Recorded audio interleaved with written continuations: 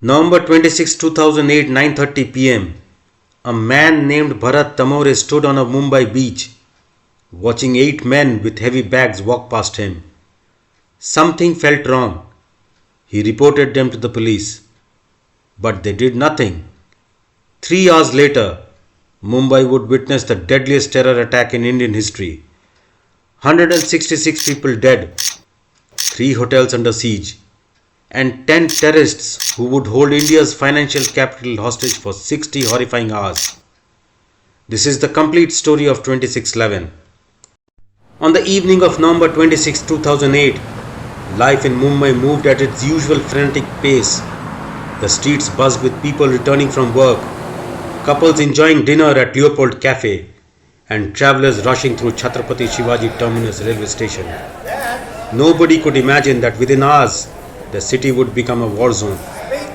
At Bandwar Park in Kolaba, a small inflatable boat carrying 10 young men silently approached the shore.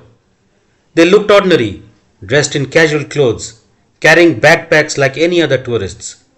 But local fisherman Bharat Tamore immediately sensed something was off. These men seemed nervous, avoiding eye contact. "Where are you going?" Tamore asked, blocking their path. The group hesitated. Some claimed to be students. Others mumbled vague responses. Then one of them snapped aggressively, "Mind your own business." It was night time, and watching these 10 young men carrying 2 large bags disappear into the darkness, Tamore felt deeply uneasy. He immediately contacted the Mumbai Police, reporting the suspicious group. Tragically, the police dismissed the concerns and took no action. This single oversight would prove to be catastrophic, one that would cost 166 innocent lives. Had the authorities acted on Tamore's alert, perhaps the nightmare could have been prevented. Perhaps Mumbai would not have witnessed such unprecedented carnage. After leaving the beach, the 10 terrorists split into 5 pairs, each heading towards their assigned targets: Chhatrapati Shivaji Terminus, Taj Mahal Palace Hotel, Leopold Cafe, Oberoi Trident Hotel, and Nariman House. 8 men proceeded on foot, while 2 remained in the boat to reach the Oberoi Hotel by sea. At 9:30 p.m., Mumbai's nightmare began at Chhatrapati Shivaji Terminus, one of the busiest railway stations in India. That evening, the Patna-bound train was running several hours late. Passengers waiting on the platform had no idea this delay would seal their fate. 2 terrorists, Ajmal Kasab and Ismail Khan, entered the station with AK-47 rifles and hand grenades. What followed was pure horror. Kasab opened fire indiscriminately, laughing as he sprayed bullets into the crowded platforms. Khan hurled grenades into groups of terrified passengers. People ran in every direction, screaming, searching desperately for cover. The railway police, armed with service revolvers, tried to intervene but were hopelessly outgunned. Several officers were martyred attempting to stop the carnage. Amidst the chaos, railway announcer Vishnu showed extraordinary courage. Ignoring the danger of his own life, he repeatedly broadcast warnings across the public address system, urging passengers to evacuate immediately. His brave announcement saved many lives. But the attack was devastating. In just 1 hour, 58 people were killed and 104 seriously injured at CST station alone. While CST station burned with gunfire, Mumbai police received the first alerts.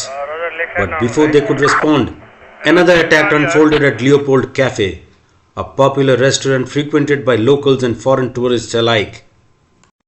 2 more terrorists, Shoaib and Nazir, stormed the cafe. Diners enjoyed the evening meals suddenly found themselves trapped in a nightmare. The terrorists fired continuously into the crowd. The cafe's popularity and high number of foreign visitors made it an ideal target for maximum impact. Many people, both Indian and foreign nationals, were killed before they could even react. Mumbai was under siege at multiple locations simultaneously. While terror gripped CST and Leopold Cafe, the most prolonged and deadly attacks was unfolding in Mumbai's iconic luxury hotels. The Taj Mahal Palace Hotel became the primary battlefield. Two terrorists, Hafiz Arif and Abdul Rahman Bada, entered through the main entrance, immediately opening fire.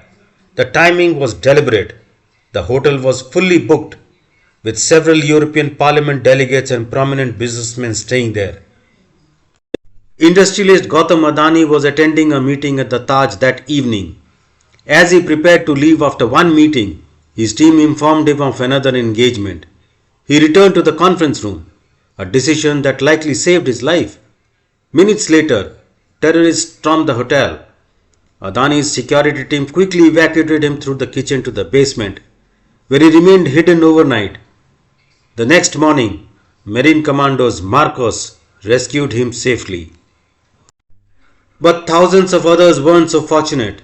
The terrorists systematically moved through the hotel, killing guards and guests, taking hostages and setting rooms ablaze. They targeted the fifth floor business center, hoping to capture a high-profile businessman or diplomat for negotiations with the Indian government. On the sixth floor, they forced their way into room 520, where former Corporation Bank chairman R.K. Ramamurthy was hiding in the bathroom. Instead of killing him immediately, they took him hostage. Later, two more terrorists, Nazir and Shoaib, joined them, bringing four more hostages to the room. When the terrorists realized they hadn't captured anyone prominent enough for their purposes, they set the room on fire, locked the door, and left. Miraculously, the five hostages managed to free themselves and escape through the windows using bed sheets. But by then, 31 people had already died in the Taj Hotel. At the Oberoi Trident Hotel, two terrorists, Abdul Rahman Chota and Fahadullah, launched a similar assault. They fired indiscriminately in the lobby before taking two hotel staff members, Jordan and Pradeep, hostage. The terrorists forced Jordan to pour alcohol on furniture and curtains and set them on fire. As Jordan's hands trembled with fear, one terrorist shot him dead in anger. The grim task then fell to Pradeep. In a moment of quick thinking, Pradeep told the terrorists that VIPs would be on the upper floors and they needed to take the elevator. When the elevator arrived, Pradeep cleverly jumped inside alone and pressed the button, escaping while the doors closed in front of the stunned terrorists.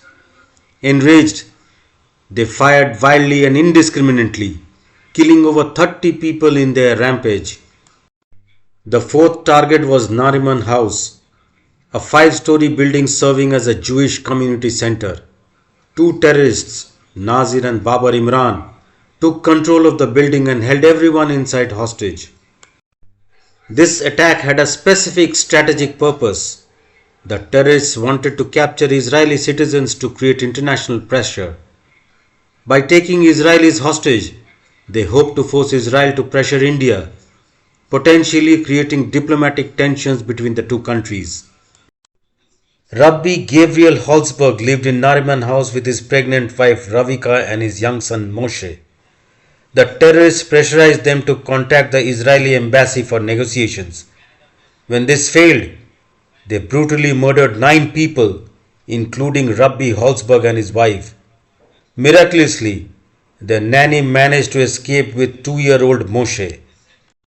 Meanwhile, terrorists had also planted bombs in taxis across Mumbai.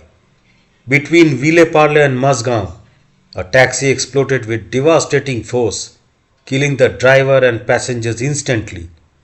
The blast was so powerful that nearby buildings caught fire, claiming more lives.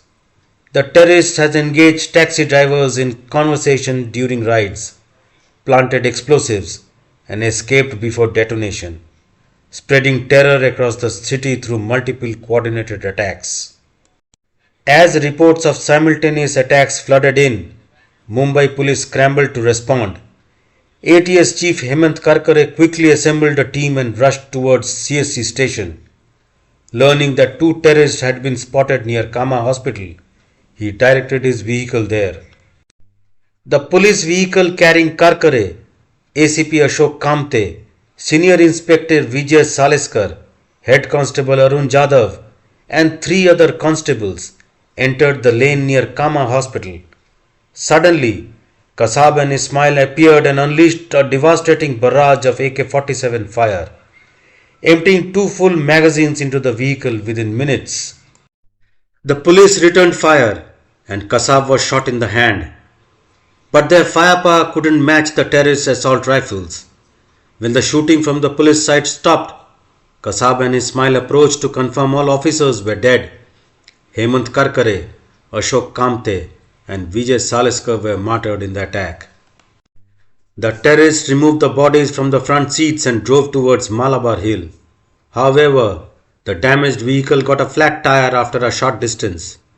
They abandoned it and hijacked a passing car. What the terrorists didn't know that Head Constable Arun Jadhav, sitting in the back seat, was still alive. Shot only in the shoulder, he had pretended to be dead throughout the ordeal, listening to every word the terrorists spoke. As soon as they left the vehicle, Jadhav called the police control room and provided crucial information about the direction and destination. Police quickly set up barricades and surrounded the terrorists. Trapped with no escape, Kasab and Ismail tried to break through, triggering a fierce gunfight. When the firing from the terrorist side stopped, Assistant Sub-Inspector Tukaram Omble showed extraordinary courage. Despite warnings, he walked towards the terrorists to confirm they were neutralized. Suddenly, Kasab stood up and aimed his rifle.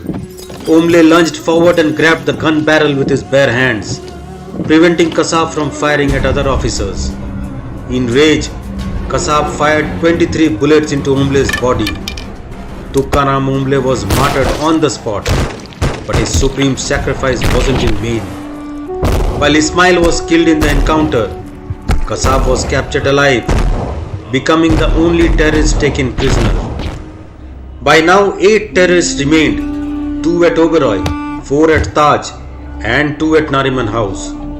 The Maharashtra government requested assistance from New Delhi, and Operation Black Tornado was launched. The Martyrs Marine Commandos arrived first at 2 am on November 27th, deploying teams at the Taj and Oberoi hotels. Their mission was to rescue hostages and eliminate terrorists. However, they faced a critical disadvantage. The media was broadcasting their every move live on television. The terrorist handlers in Pakistan watched these broadcasts and relayed real-time information to the attackers via satellite phones. Despite this, Marcos successfully evacuated 150 people from the Taj and 200 from the Oberoi.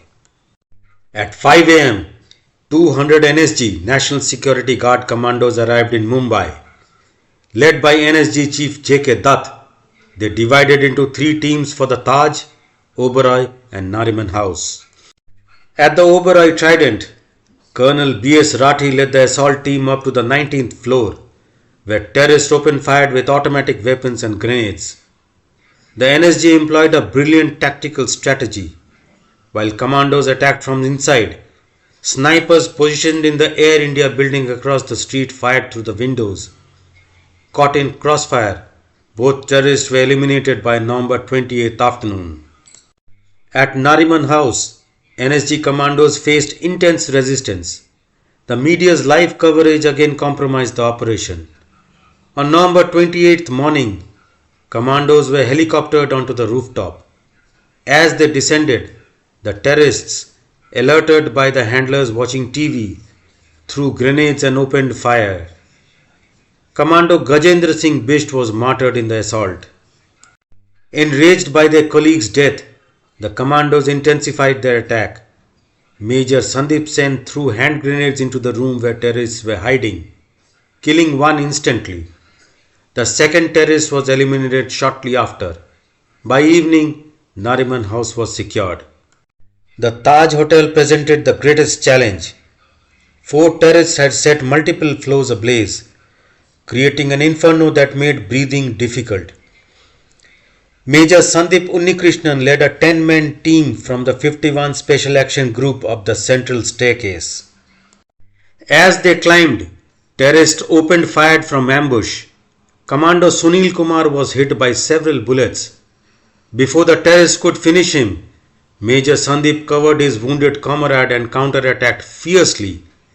As his team provided first aid to Sunil, Sandeep turned back and said, "Don't follow me, I'll handle it." He charged up the stairs alone, engaging all four terrorists in a fierce firefight. His courage forced him to retreat, but Sandeep was hit by multiple bullets. He sacrificed his life fighting the enemy. Inspired by Major Sandeep's sacrifice and motivated by NSG Chief J.K. Dutt, the commandos resumed their mission with renewed determination. Major Sandeep Khandwal and his team systematically searched the hotel.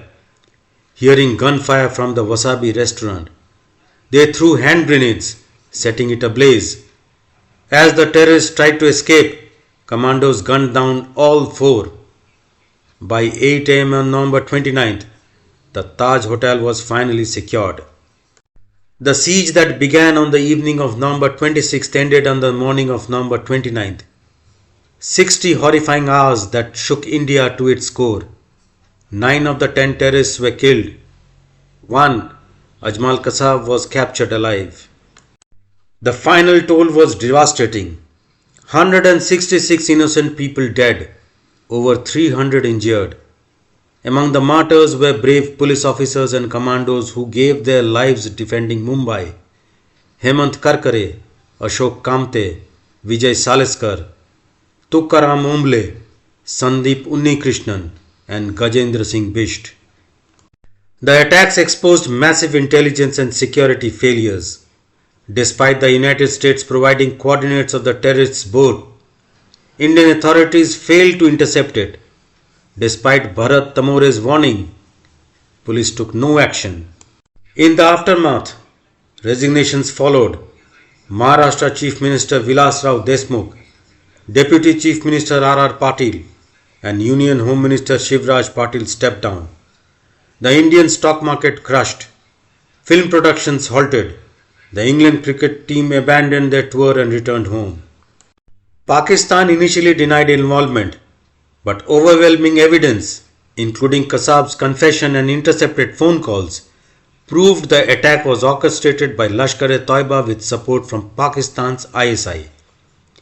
The mastermind was Hafiz Saeed, and the reconnaissance was conducted by David Coleman Headley, born Daud Gilani, an American Pakistani operative. Under international pressure, Pakistan arrested some Lashkar-e-Toiba members. The United States arrested and imprisoned David Headley and his accomplice Tahavur Rana. India responded by establishing the National Investigation Agency on December 31, 2008, specifically to combat terrorism. NSG hubs were opened in Mumbai, Chennai, Kolkata, and other cities for rapid response to future attacks. Ajmal Kasab's trial revealed extensive details about the planning and execution of the attacks. Despite begging for mercy throughout the proceedings, he was sentenced to death in 2010. On November 21, 2012, Kasab was hanged in Pune's Yarwada jail, bringing closure to one of India's darkest chapters. The 26/11 attacks remain a stark reminder of the price of complacency and the courage of those who defend us. Mumbai survived, but it will never forget.